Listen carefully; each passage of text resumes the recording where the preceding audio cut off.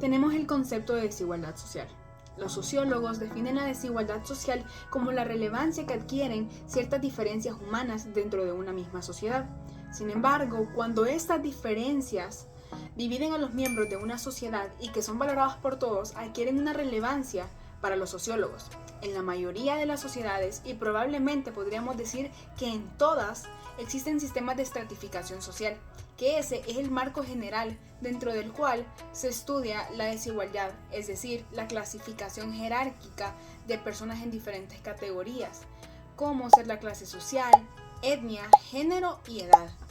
Sistemas de estratificación, esclavitud, castas, estamentos y clases. Factores de desigualdad. Clase social determina el acceso a oportunidades económicas y sociales. Género.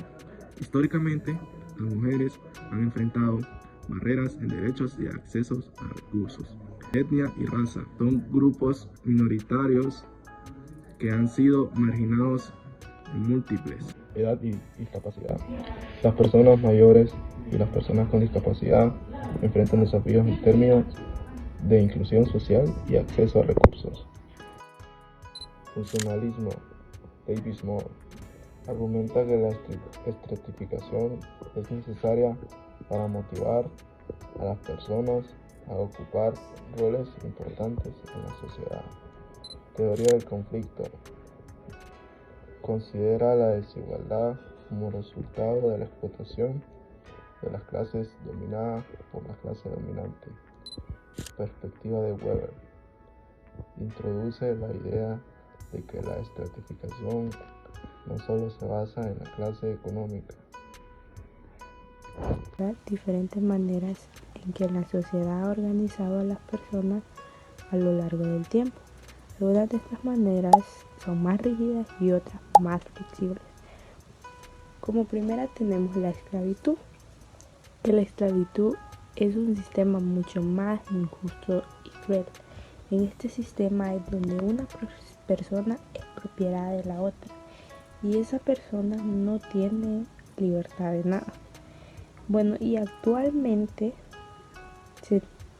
se entiende por esclavitud moderna que hay alrededor de 27 millones de esclavos. Y bueno, algunos de estos casos incluyen como trabajos de servidumbre forzados, trabajo infantil, explotación sexual e incluso matrimonio forzado. Como segundo tenemos las castas. Aquí el lugar que ocupas en la sociedad se decide al nacer.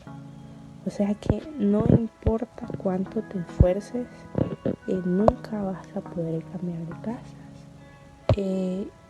Y bueno, un ejemplo de esto se podría decir que fue en el antiguo sistema de castas que se daba en la India. Bueno, como tercero tenemos los estamentos. Bueno, los estamentos básicamente se basa en la herencia, pero se basa con ciertas funciones sociales específicas. Y bueno, básicamente, por ejemplo, en la Edad Media, si nacías en una familia de nobleza, te quedabas noble. Si eras campesino, lo más probable es que lo siguieras haciendo toda tu vida. Incluso si eras artesano, comerciante, toda tu vida ibas a hacer eso porque de eso se trata los estamentos, que nace con ciertas funciones sociales específicas. Bueno, ahora les hablaré un poco sobre las clases sociales. Las clases sociales es un sistema de clases que es más abierto por la educación y los títulos profesionales permiten la movilidad social. Y bueno, las clases sociales se dividen como primera en élite. En élite representan a la minoría con la mayor riqueza y el poder mundial.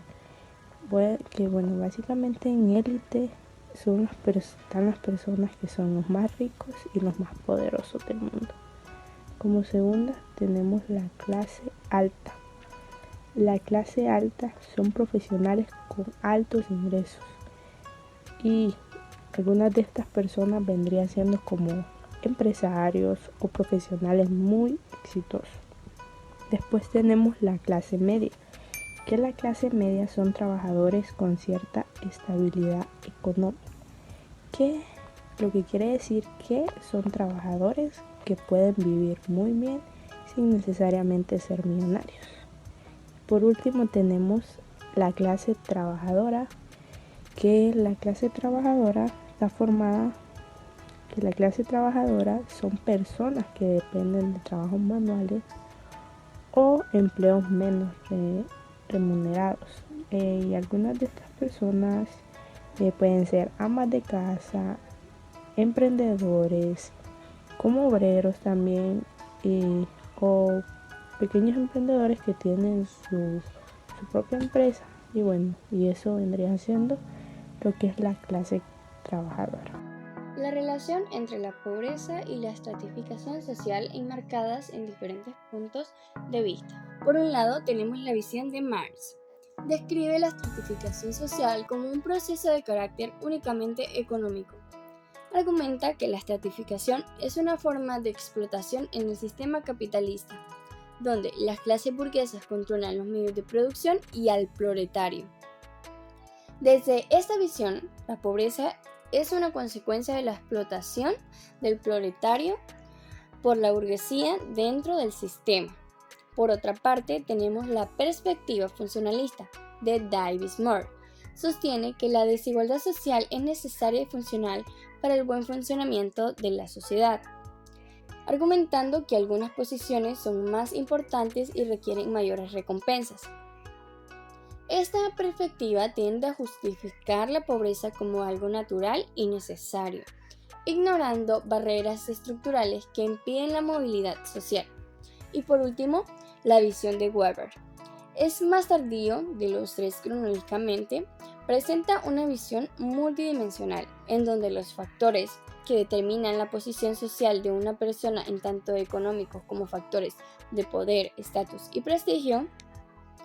La pobreza en este contexto no es simplemente una cuestión de carencia económica individual, sino que está intrínsecamente ligada a las posiciones que los individuos ocupan dentro de una estructura social.